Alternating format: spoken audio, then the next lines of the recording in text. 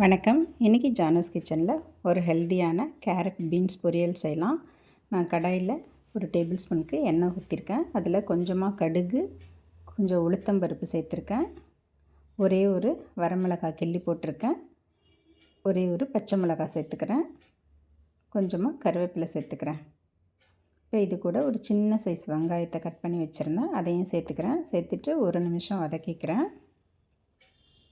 இப்போ இது கூட கேரட்டும் பீன்ஸும் பொடி பொடியாக கட் பண்ணி வச்சுருந்தேன். இது ஒரு 200 கிராம் அளவுக்கு இருக்கும். அதையும் சேர்த்து ஒரு 2 நிமிஷத்துக்கு வதக்கி விட்டுக்கிறேன். இப்போ இது கூட டேஸ்ட்டுக்கு தகுந்த மாதிரி உப்பு சேர்த்துக்கிறேன். சேர்த்து நல்லா கலந்து விட்டுக்கலாம். இந்த மாதிரி கலந்து விட்ட பிறகு நான் பச்சைப்பயிறு ஒரு அரை மணி நேரத்துக்கு ஊற வச்சுருந்தேன், 2 டேபிள் ஸ்பூன் அளவுக்கு. அந்த பச்சை பயிரையும் இதில் சேர்த்து கலந்து விட்டுக்கிறேன். இந்த மாதிரி கலந்து விட்டுட்டு இதில் தண்ணி சேர்த்துக்கலாம். ரொம்ப தண்ணி சேர்க்க வேண்டாம். ஒரு 2 டேபிள் ஸ்பூன் அளவுக்கு தண்ணி சேர்த்தா போதும். சேர்த்துட்டு இதை மூடி வச்சிடலாம். இந்த மாதிரி சின்னதாக ஒரு தட்டு எடுத்து க்ளோஸாக மூடி வச்சிடலாம். மூடி வச்சுட்டு இதை நல்ல லோ ஃப்ளேம்லேயே வச்சு குக் பண்ணணும். நல்ல லோ ஃப்ளேம்லேயே ஒரு 5 நிமிஷம் இருந்தால் போதும். 5 நிமிஷம் கழித்து ஓப்பன் பண்ணிக்கலாம். இப்போ கேரட்டு பீன்ஸு நல்லா வெந்திருக்கும்.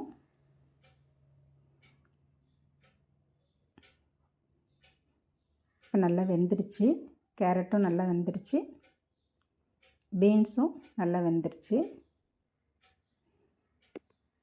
இப்போ இது கூட 2 டேபிள் ஸ்பூன் அளவுக்கு துருவின தேங்காய் சேர்த்துக்கலாம்.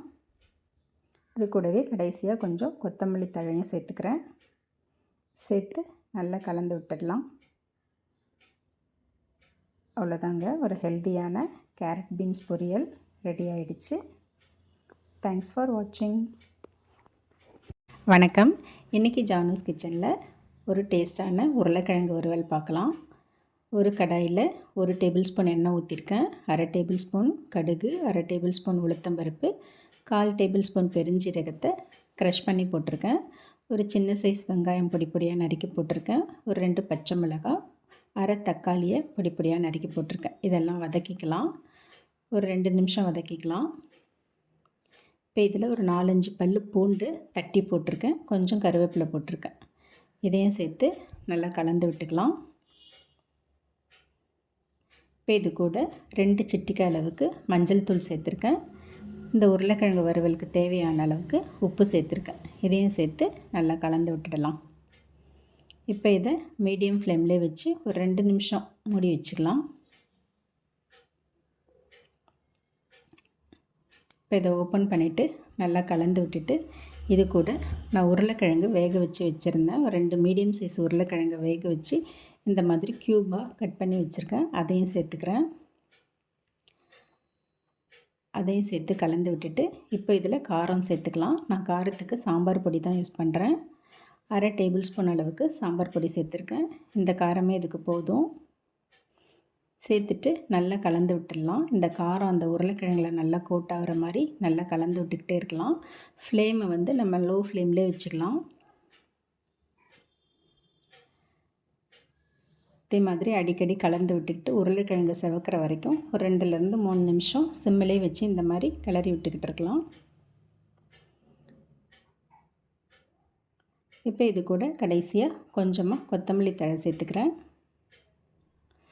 கொத்தமல்லி தழை சேர்த்துட்டு கிளறி விட்டு ஸ்டவ் ஆஃப் பண்ணிடலாம். ரொம்ப சிம்பிளாக ஈஸியாக செஞ்சிடலாம். இந்த உருளைக்கிழங்கு ரசம் சாதத்துக்கு, தயிர் சாதத்துக்கு, சாம்பார் சாதத்துக்கு எல்லாத்துக்குமே மேட்ச் ஆகும். தேங்க்ஸ் ஃபார் வாட்சிங். வணக்கம். இன்றைக்கி ஜானூஸ் கிச்சனில் ஹெல்த்தியான பீட்ரூட் பொரியல் செய்யலாம். நான் ஒரு இரும்பு கடாயில் 1 டீஸ்பூன் அளவுக்கு எண்ணெய் சேர்த்துருக்கேன். அதில் ஒரு பட்டை, 2 லவங்கம் போட்டிருக்கேன். கொஞ்சமாக பெருஞ்சீரகம் நசுக்கி போட்டிருக்கேன்.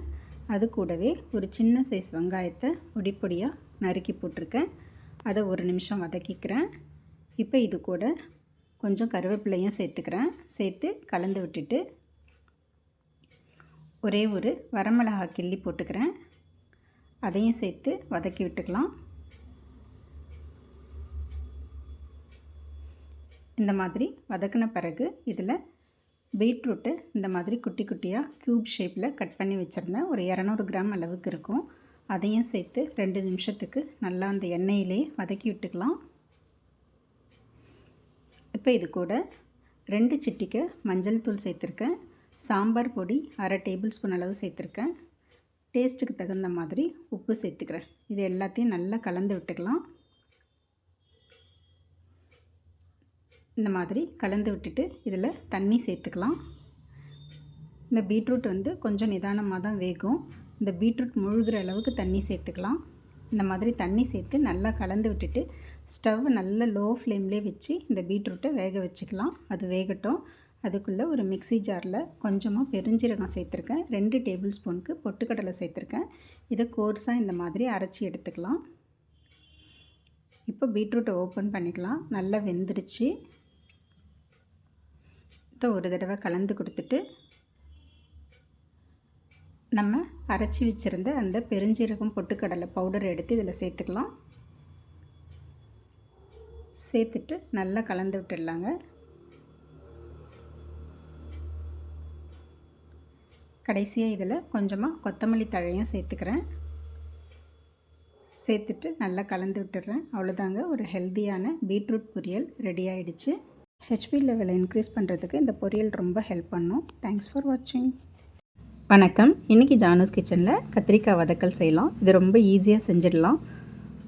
தோசை தவாவில் 2 டேபிள் ஸ்பூன் அளவுக்கு எண்ணெய் சேர்த்துருக்கேன். எண்ணெய் காஞ்சதும் அதில் கடுகு, உளுத்தம்பருப்பு, சீரகம் போட்டிருக்கேன். அதெல்லாம் கொஞ்சம் வெடித்து வந்த பிறகு கொஞ்சமாக வெங்காயம் கட் பண்ணி போட்டிருக்கேன். 10 பல்லு பூண்டு உரித்து போட்டிருக்கேன். கூடவே ஒரு சின்ன சைஸ் தக்காளியை கட் பண்ணி போட்டிருக்கேன். கொஞ்சம் கருவேப்பிலையும் சேர்த்துக்கலாம். சேர்த்துட்டு இது ஒரு 2 நிமிஷத்துக்கு மீடியம் ஃப்ளேம்லேயே வச்சு வதக்கி விட்டுக்கலாம். இந்த தக்காளியெல்லாம் போட்டு மசிச்சிடாமல் லேசாக வதக்கி விட்டுக்கலாம்.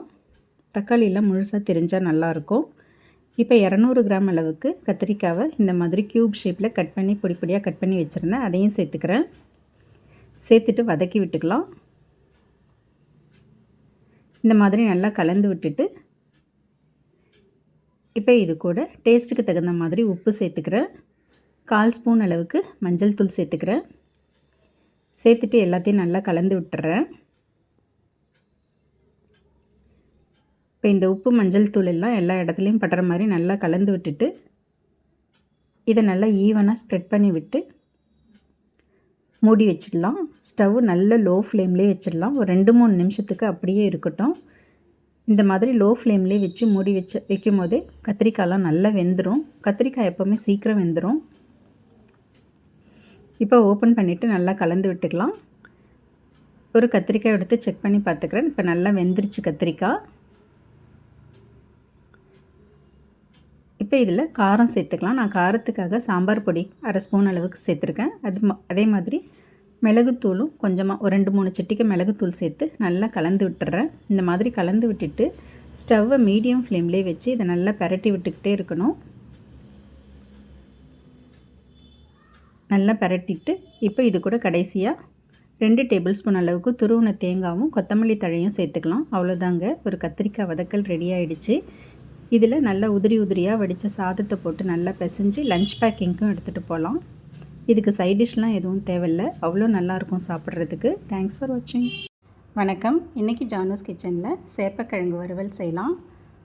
நான் 1/4 கிலோ அளவுக்கு சேப்பக்கிழங்கு எடுத்திருந்தேன். அதை நல்லா கழுவிட்டு குக்கரில் சேர்த்துருக்கேன். தண்ணியும் சேர்த்துட்டு குக்கர் மூடி போட்டு ஸ்டவ்வை மீடியம் ஃப்ளேம்லேயே வச்சு 3 விசில் வச்சு வேக வச்சு எடுத்துக்கலாம். ப்ரெஷர்லாம் அடங்கினதும் ஓப்பன் பண்ணிக்கலாம். இப்போ சேப்பக்கிழங்கு நல்லா வெந்துருச்சு. இதை கொஞ்சம் நேரம் ஆற விட்டுட்டு இதை தோலெல்லாம் எடுத்துட்டு தனியாக வச்சுக்கலாம். இப்போ இதை இந்த திக்னஸோட ரவுண்டாக கட் பண்ணி வச்சுருக்கேன். இப்போ தோசை தவாவில் 3 டேபிள் ஸ்பூன் அளவுக்கு எண்ணெய் சேர்த்துருந்தேன். எண்ணெய் காஞ்சதும் அதில் கடுகு, உளுத்தம்பருப்பு போட்டுக்கிறேன். ஒரே ஒரு வரமிளகாய் போட்டிருக்கேன். கடுகுலாம் வெடிச்சிட்டு உளுத்தம்பருப்பு செவந்ததும் கொஞ்சமாக கருவேப்பிலை சேர்த்துக்கிறேன். சேர்த்துட்டு நம்ம கட் பண்ணி வச்சுருக்க சேப்பக்கிழங்கு உப்பு காரம்லாம் எதுவும் சேர்க்காமல் இந்த எண்ணெயிலே ஒரு 2-3 நிமிஷத்துக்கு மீடியம் ஃப்ளேம்லேயே வச்சு வதக்கி எடுத்துக்கலாம். இந்த மாதிரி செய்கிறதுனால இந்த சேப்பக்கிழங்கு குழகுழப்பு தன்மை இல்லாமல் நமக்கு நல்லா செய்ய வரும். முதல்ல இந்த மாதிரி செஞ்ச பிறகு இதில் நம்ம உப்பு காரம்லாம் சேர்த்துக்கணும். இந்த மாதிரி பெரட்டி விட்டு 2 பக்கமும் வறுத்துக்கலாம். இப்போ இதில் உப்பு காரம் சேர்த்துக்க போகிறோம். 2-3 சிட்டிகை மஞ்சள் தூள் சேர்த்துருக்கேன். காரத்துக்காக 3/4 டேபிள் ஸ்பூன் அளவுக்கு சாம்பார் பொடி சேர்த்துருக்கேன். கொஞ்சமாக பெருங்காயத்தூளும் சேர்த்துக்கிறேன். இப்போ இதுக்கு டேஸ்ட்டுக்கு தகுந்த மாதிரி உப்பு சேர்த்துக்கிறேன். இப்போ இந்த உப்பு காரம் எல்லாம் இந்த சேப்பக்கிழங்குல எல்லா இடத்துலையும் படுற மாதிரி நல்லா கலந்து கொடுத்துடலாம். இந்த மாதிரி நல்லா கலந்த பிறகு இப்போ இதை சுற்றி எண்ணெய் ஊற்றிக்கிட்டு ஒரு 2-3 டேபிள் ஸ்பூன் கிட்ட எண்ணெய் ஊற்றிக்கிட்டு இதை நல்லா கிறிஸ்பியாக வறுத்துக்கலாம். ஸ்டவ் லோ டு மீடியம் ஃப்ளேம்லேயே வச்சு இதை செய்யணும். இந்த மாதிரி நல்லா ஈவனாக ஸ்ப்ரெட் பண்ணி விட்டு 2 பக்கமும் நல்லா செவக்க விட்டுக்கலாம். இந்த மாதிரி ஓரளவு செவந்த பிறகு அதுக்கப்புறமா தான் கார்ன்ஃப்ளவர் கொஞ்சமாக சேர்த்துருக்கேன். 1/2 ஸ்பூன் அளவுக்கு கார்ன்ஃப்ளவர் சேர்த்துருக்கேன். சேர்த்துட்டு இந்த கார்ன்ஃப்ளவரும் எல்லா இடத்துலையும் படுற மாதிரி நல்லா கலந்து விட்டுக்கிட்டு இப்போ ஸ்டவ்வை லோ ஃப்ளேம்லேயே வச்சு இதை ஈவனாக ஸ்ப்ரெட் பண்ணி விட்டுட்டு 2 பக்கமும் செவக்க விட்டு நல்லா ஃப்ரை பண்ணி எடுத்துக்கலாங்க.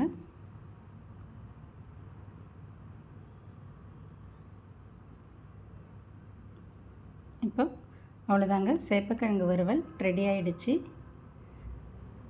நம்ம உப்பு காரம்லாம் சேர்க்கறதுக்கு முன்னாடியே வெறும் சேப்பக்கிழங்கை எண்ணெயில் வதக்கிறதுனால அதோட குழகுழப்பு தன்மையெல்லாம் போய் அழகாக நமக்கு கிறிஸ்பியாக கிடச்சிரும். தேங்க்ஸ் ஃபார் வாட்சிங். வணக்கம். இன்றைக்கி ஜானஸ் கிச்சனில் வாழைக்காய் பொரியல் செய்யலாம். நான் ஒரு வாழைக்காய் எடுத்து நல்லா தோல் சீவிட்டு இந்த மாதிரி சின்ன சின்ன க்யூபாக கட் பண்ணி போட்டிருக்கேன். அதில் கொஞ்சம் தண்ணி சேர்த்துக்கிட்டு மஞ்சள் தூள் ஒரு 5 சிட்டிகை அளவு சேர்த்துருக்கேன். இதெல்லாம் நல்லா கலந்து விட்டுட்டு ஒரு 10 நிமிஷத்துக்கு அப்படியே மூடி வச்சிடுறேன். இந்த மஞ்சள் தண்ணியில் இந்த வாழைக்காய் தோரெல்லாம் போயிடும். இப்போ இதை ஒரு தடவை கலந்து விட்டுட்டு இந்த வாழைக்காவெல்லாம் ஃபில்டர் பண்ணி எடுத்து ஒரு சட்டியில் போட்டுக்கிறேன். இதில் திட்டமாக தண்ணி சேர்த்துக்கலாம். நான் ஒரு 50 ml அளவுக்கு தான் தண்ணி சேர்த்துருக்கேன். 2 சிட்டிகை உப்பும் சேர்த்துருக்கேன். உப்பு சேர்த்து நல்லா கலந்து விட்டு ஸ்டவ்வை மீடியம் ஃப்ளேம்லேயே வச்சு ஒரு 5 நிமிஷத்துக்கு இந்த வாழைக்காவை வேக வச்சுக்கலாம். தண்ணி திட்டமாக சேர்த்துக்கலாம். இப்போ வாழைக்காய் நல்லா வெந்துருச்சு. இந்த மாதிரி நைஸாக குழைய வெந்துருச்சு. இது இருக்கட்டும். ஒரு கடாயில் ஒரு டேபிள் ஸ்பூன் எண்ணெய் சேர்த்துருக்கேன். அதில் கொஞ்சமாக கடுகு, கொஞ்சம் உளுத்தம்பருப்பு தாளிச்சிக்கிறேன். கூடவே ஒரே ஒரு வரமிளகாய் கிள்ளி போட்டிருக்கேன். ஒரு சின்ன சைஸ் வெங்காயத்தை நீல வாக்கில் கட் பண்ணி அதில் போட்டுக்கிறேன். 10 பல் பூண்டு தட்டி போட்டிருக்கேன். கருவேப்பிலை கொஞ்சம் சேர்த்துக்கிறேன். இதெல்லாம் ஒரு 2 நிமிஷத்துக்கு இந்த மாதிரி வதக்கி விட்டுக்கிறேன். இப்போ இது கூட 2 சிட்டிகை மஞ்சள் தூள் சேர்த்துக்கிறேன். உப்பு ஒரு 2 சிட்டிகை போட்டிருக்கேன். சாம்பார் பொடி 1/2 டேபிள் ஸ்பூன் அளவு சேர்த்துருக்கேன். இதெல்லாம் சேர்த்து ஒரு நிமிஷத்துக்கு நல்லா கலந்து விட்டுக்கலாம். இந்த மாதிரி கலந்து விட்ட பிறகு 2 டேபிள் ஸ்பூன் அளவுக்கு துருவின தேங்காய் சேர்த்துக்கிறேன். சேர்த்துட்டு அதையும் நல்லா கலந்து விட்டுக்கலாம். இந்த மாதிரி கலந்து விட்டுட்டு ஸ்டவ்வை லோ ஃப்ளேம்லேயே வச்சுட்டு இதை ஒரு 30-40 செகண்டுக்கு அப்படியே மூடி வச்சிடலாம். இந்த மிளகாத்தூளோட பச்சை வாசனைலாம் போயிடும். இப்போ இதை ஓப்பன் பண்ணிவிட்டு நல்லா கலந்து விட்டுட்டு நம்ம ஏற்கனவே வேக வச்சுருந்த வாழைக்காவை எடுத்து அதில் சேர்த்துக்கலாம். சேர்த்துட்டு நல்லா கலந்து விட்டுடலாங்க.